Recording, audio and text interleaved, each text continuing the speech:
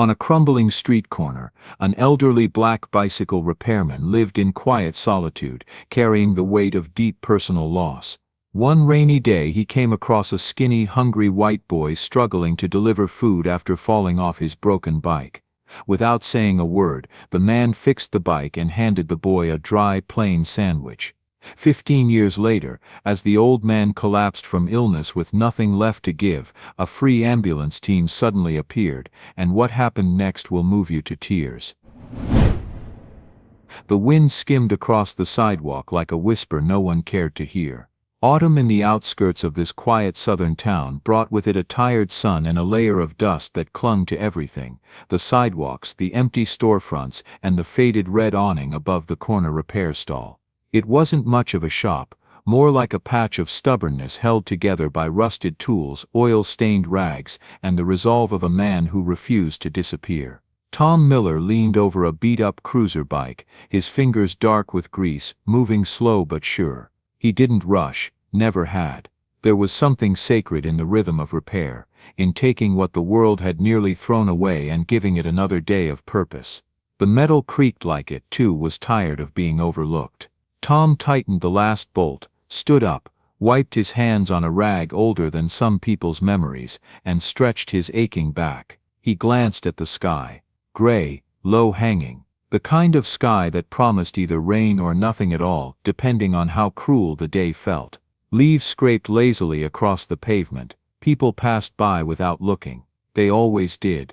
That was fine by him. He wasn't here for attention. He wasn't here for charity or praise. He was here because this corner remembered him when the rest of the world forgot. His stall, barely the size of a shed, stood firm like he did. Time had taken a lot from Tom: his wife, his steady job at the machine plant, his savings. Cancer had claimed the woman he loved, and the economy had claimed everything else. But kindness, no one could take that unless you let them. That's what he told himself anyway. Most days it worked. He watched a man in a pressed suit walk by, clutching a phone like it was his last lifeline. A mother dragged a child across the crosswalk, too busy to notice the light had turned. Tom's gaze lingered for a moment, then dropped back to the workbench. The city didn't see him anymore. He was part of the background, the guy who fixed old bikes for $20, or less if you were honest about being broke. Tom never asked why a person needed help. If you stopped at his stall with a flat tire and shame in your voice, he'd wave you off and fix it anyway. Some folks paid, some didn't. That was life. That was karma. Still, the silence aided him sometimes. The way people's eyes passed over him like he wasn't real. Sometimes he wondered if he'd already died, and no one told him. He reached into his small cooler and took out a sandwich. Dry bread, one slice of ham. It wasn't much, but enough. As he took a bite, the corner of his lip curled, not a smile, exactly, just a soft twitch of recognition that he was, for today at least, still here, still standing, still fixing. The screech came first, then a thud. Tom's head shot up like a reflex. The sound was unmistakable, metal hitting pavement, sharp and fast. His eyes scanned the street, his senses tightening like bolts under strain. And then he saw it. Down at the far end of the block, where the gutter curved and the sidewalk dipped. A bicycle lay on its side, wheels spinning, the frame bent unnaturally. Beside it, a small figure, still, then slowly moving. The first drops of rain hit the oil-stained concrete at his feet, small and cold and sudden, just like life. Tom didn't move, not yet. He narrowed his eyes. The city kept moving. Cars honked in the distance, a bus rumbled past, indifferent. But Tom stayed frozen for one breath, then another. Then he set down his sandwich, wiped his hands again, this time with more urgency, and walked slowly, deliberately toward the boy in the rain. The rain didn't ask for permission. It came hard and sudden, slamming down on the cracked asphalt like it was angry at the world, like it wanted to wash something away, maybe everything. Tom's boots splashed through the first puddles as he moved down the block, eyes locked on the motionless figure huddled beside a mangled bicycle. The boy was curled over a torn paper bag, arms wrapped tight around it as though it held something more precious than food. Maybe it did. Charlie Evans was 11 years old, and by 11 he already knew more about struggle than most men twice his age. The cold soaked through the threadbare sleeves of his jacket, each droplet a tiny needle digging into his skin. His wool cap sagged under the weight of the water, and his knuckles were red from the fall, scraped raw against the pavement. But he didn't cry. He just sat there, shivering, clutching the bag that had split open on one end, with its greasy contents bleeding into the gutter. 3 sandwiches left, one for the mailman, one for the woman at the laundromat, one for the man at the gas station. All ruined. Home wasn't much warmer than the street. A tiny second-floor apartment above a pawn shop, leaky roof, heater that coughed more than it warmed. His mother worked the night shift cleaning offices, then picked up part-time hours at the diner on weekends. She came home smelling like bleach and burned coffee, too tired to smile, too worried to sleep. His father, gone, remarried. Somewhere across state lines, barely remembered birthdays, never answered letters. Charlie had a 4-year-old sister named Lily, who clung to him like a shadow. Most nights he made her instant mac and cheese while their mom rested her head on the kitchen table between shifts. Charlie didn't complain, he just carried it. The hunger, the fear, the responsibility. His world was small, 3 blocks, 2 jobs, one mother holding everything together by sheer will. And today he'd let her down. Tom knelt beside him, slow and careful, not touching, just close enough to block some of the rain. The man's presence was quiet, steady, like the smell of warm oil and wet earth. "You hurt?" Tom asked, his voice rough like sandpaper but soft in tone. Charlie didn't answer right away. His jaw trembled as he looked up. Eyes blue-gray, wide with fear but layered with something else, that cold sort of awareness only kids in survival mode develop. He sized Tom up in a heartbeat, trying to decide stranger or threat, kindness or pity, help or humiliation. Then almost reluctantly, he shook his head. "No," he muttered. "Just the bike."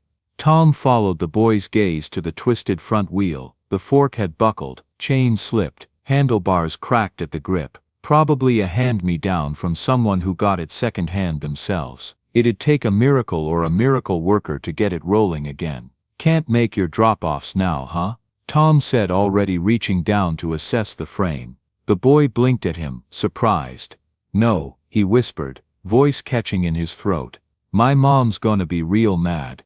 Not 'cause she's mean, just, she's tired." Tom gave a small grunt and stood.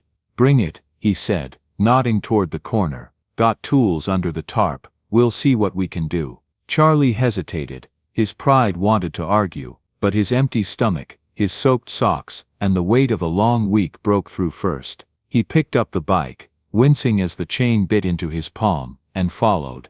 Under the awning, it was barely drier, but it felt like shelter. Tom set the bike against the stand and began working, hands methodical. No small talk, no lecture, no condescending chuckle about kids these days. Just the clean clink of metal, and the occasional grunt of a stubborn bolt. Charlie stood nearby, arms wrapped around himself, trying not to stare. He'd never seen anyone work like that, quiet, focused, like each movement mattered. The boy's stomach growled loud enough to be heard. He flushed. Tom didn't look up. He just reached into a small cooler by his foot and pulled out half a sandwich, dry, simple, but still wrapped in wax paper. Without a word, he held it out. Charlie didn't move at first. Taking food meant admitting need, but the ache in his belly was louder than his shame. He stepped forward slowly and took it with both hands, mumbling, "Thank you, sir." Tom just nodded, still hunched over the wheel. They stayed like that in silence for several minutes, rain still coming down in sheets, cars hissing past with the indifference of a world too busy to care. Charlie ate slowly, trying to savor every bite, while watching the man bring a dying bike back to life. He couldn't explain it, but something about this moment felt important. Like he was witnessing something holy in the mundane. A man who had nothing, giving anyway. Finally, Tom stood, wiped his hands on the same rag from earlier, and gave the handlebars a firm tap. "She'll hold," he said. "Long enough to get you where you need to go. Just don't take hills too fast." Charlie looked at him, really looked at him this time. This wasn't charity. This wasn't pity. This was something else, respect maybe, dignity. The kind of help that didn't make you feel small. "Thank you," he said again, louder this time. Tom gave a faint smile, barely more than a twitch. "Get going, kid." Reins not letting up. Charlie nodded, took the handlebars and turned. He walked the bike a few steps before mounting, carefully. Just before pushing off, he looked back over his shoulder. "My name's Charlie," he said. "Charlie Evans." Tom paused, eyes catching his. "Tom," he replied. "Just Tom." And with that, the boy pedaled off into the storm, the front wheel wobbling slightly but holding firm. Tom stood at the edge of the awning, rain tracing lines down his weathered face, watching him go. He didn't know why that moment stuck with him. Maybe it was the boy's eyes, maybe it was the hunger, maybe it was how, in a world so fast to pass judgment, that kid had thanked him like it meant something. He returned to his seat, the corner quiet again, except for the hum of the rain and the whisper of passing traffic. He reached down to pick up his sandwich, untouched, soggy now, and set it aside. For the first time in a long while, his hands trembled. Not from age, not from cold, but from something deeper. Something he didn't yet have words for. Something that years later would return to him not as memory, but as salvation. 15 years vanish fast when life forgets your name. The corner was gone. No sign, no tools, no creaky stool, or rusted workbench. Where Tom's little stall once stood, there was now a juice bar with polished glass windows and tile so clean it mocked the years he'd spent on his knees, scraping oil off pavement. A parking meter took the place where he used to sit. The city had moved on, and Tom, well, Tom had not. He was nearly 60 now, his shoulders drooped like worn-out hinges, his walk stiff with pain. The diagnosis had come slow, vague at first, fatigue, yellow eyes, nausea, and then sharp like a punch to the gut, advanced liver failure. No insurance, no family, nothing left but what he could carry in a duffel bag, and whatever dignity he could scavenge between soup lines and second-hand stares. The tools were the last to go. That part hurt the most, pawned one by one at a shop run by a kid who didn't even bother to ask if he was sure. They were worth more in memory than money, but memory didn't buy meds. He sold the ratchet set first, then the tire pump, then the wrench that had saved 100 bikes. When he handed over his final screwdriver, the kid behind the counter said, "You sure that's all?" Tom didn't answer. He just nodded and left.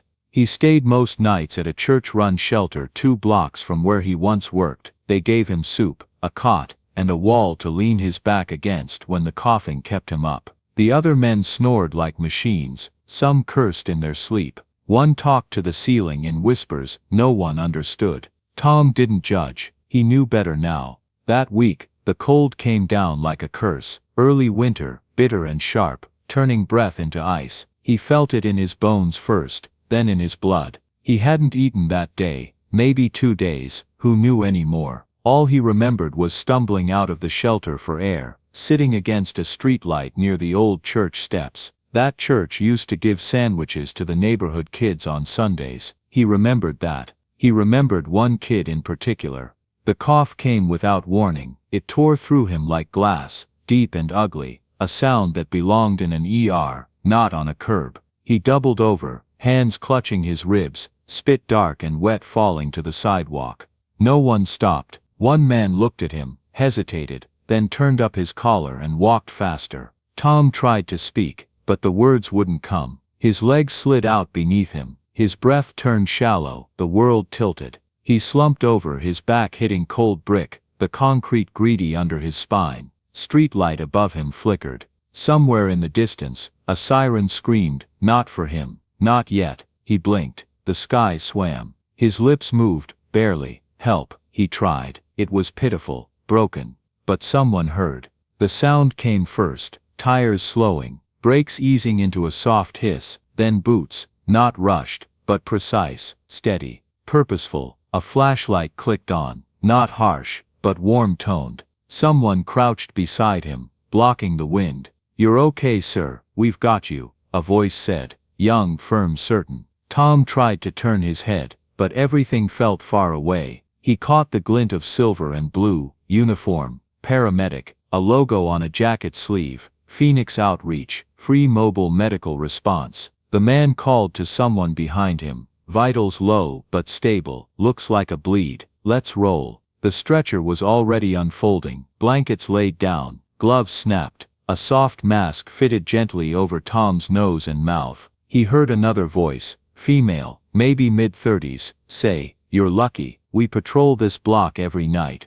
If you'd passed out even 10 minutes later." She didn't finish the sentence. Tom wanted to speak, to ask where they were taking him, to ask how a man like him, forgotten and broke, could end up in hands that felt kind. But all he managed was a blink. They lifted him smoothly, with the kind of care he hadn't felt in years. No judgment, no disgust, just action. The inside of the ambulance glowed a soft amber. It smelled like antiseptic and clean leather. The back doors shut. He caught a glimpse of the logo again. Phoenix Outreach. It meant something, that name. He couldn't say why, but it did. The siren wailed to life, and the vehicle surged forward into the night. Tom closed his eyes, not from fear, not from pain, but because for the first time in a long, long time, he wasn't cold. The first thing he felt was warmth. Not the kind you get from a ratty blanket or a heat vent blowing dust. Real warmth, soft sheets, clean air, something humming gently beside him. For a brief moment, Tom thought he was dreaming, or worse, dead. If this was heaven, it was a strange one. The air didn't smell like bleach or ammonia. It smelled like lemon and linen. His eyelids fluttered, heavy, reluctant. His eyes opened to a ceiling painted soft white, a light panel glowing overhead like a calm morning sky. No shelter ever looked like this. He turned his head slowly. The movement hurt, but less than he expected. Machines beeped in steady rhythm beside him. An IV ran from a pole into the crook of his arm. The sheets were tucked just right. His beard was trimmed, his fingernails clean. A folded towel sat at the foot of the bed like someone had thought ahead, like someone had cared. Then he saw the window, wide clean glass, stretching from floor to ceiling. Outside, a small courtyard, with trees, real trees, trimmed lit gently from below, their shadows dancing across polished stone walkways. No fences, no bars, just open space and soft wind nudging the leaves. He blinked, trying to make sense of it. A nurse entered, young, calm, clipboard in hand, her voice smooth like jazz on a rainy day. "Mr. Miller," she said, smiling when she saw he was awake. "You're safe. You're at Evans Medical Center. You were brought in 2 nights ago by a Phoenix Outreach unit. You were in pretty bad shape." Tom tried to speak. Nothing came. His throat was dry, raw like sandpaper. The nurse poured water into a paper cup, helped him sip it slow. "You've had a few transfusions, your liver's being monitored. You're not out of the woods, but you're stable." She adjusted something on the monitor. "You've got someone to thank for that. The director insisted you be brought here, personally." Tom stared at her, confusion thick in his blood. "Director," he croaked. She nodded. "Yes, sir. He gave instructions to cover everything. Full care, no cost to you. He said you were special." Tom's heart skipped, not from illness, but from disbelief. He coughed, voice cracking. "What's this place called again?" The nurse smiled, patient. She pointed to the small engraved nameplate on the wall just beside his bed. Clean lettering, modern design, but the name, Evans Medical Center. His breath caught. The room tilted, not from sickness this time, but from the sudden rush of something that had nothing to do with medicine. "Evans," he whispered. The syllables landed like rain on dry earth. He blinked again, and in the stillness, in that sterile, perfect room, the sound of a storm long past rose like an echo. A boy in the rain, a busted bike, blue-gray eyes filled with hunger and shame, a mumbled thank you, a name spoken on the edge of a downpour. Charlie Evans. He didn't believe it, couldn't. He'd seen too many promises broken, too many faces fade with time. This had to be coincidence. It had to be. But some part of him, the part that had held on to that boy's name for a decade and a half without knowing why, that part stirred now, awake, trembling. The nurse glanced at the monitor, satisfied, and walked to the door. "I'll let him know you're awake," she said. "He's been waiting to see you." Before Tom could form words, the door eased open from the outside. No knock, no grand entrance, Just the soft creak of the hinge, and the sound of footsteps, calm, deliberate, familiar in a way Tom didn't yet understand. And then he saw him. A man tall, early 30s maybe, dressed in a white lab coat with a stethoscope slung around his neck like it belonged there. Clean-shaven, well-kept hair, confident posture, but his eyes were the same. That stormy blue-gray, just older, just sharper. Eyes that had once looked up at him from a puddle, on a broken street with a paper bag full of ruined sandwiches, and a heart full of weight he shouldn't have had to carry. The man stepped forward, gentle, no rush. He smiled, not flashy, not formal, just warm, familiar. "Hey Mr. Tom," he said softly. "You might not remember me, but..." Tom already did. The name didn't need to be spoken yet. The voice, the eyes, the weight in his chest, they told him everything. But the man said it anyway. "I used to have a busted bike and a sandwich to deliver. You fixed one. You gave me the other." And Tom, sick, stunned, and still halfway between disbelief and understanding, could only stare, mouth open slightly, heart thudding in a way he hadn't felt in years. The storm had passed, but somehow, its echo had brought him here. Tom didn't speak for a long while. His eyes stayed on the man standing at the foot of his bed, trying to match the soaked little boy from that rainy afternoon with the composed doctor before him.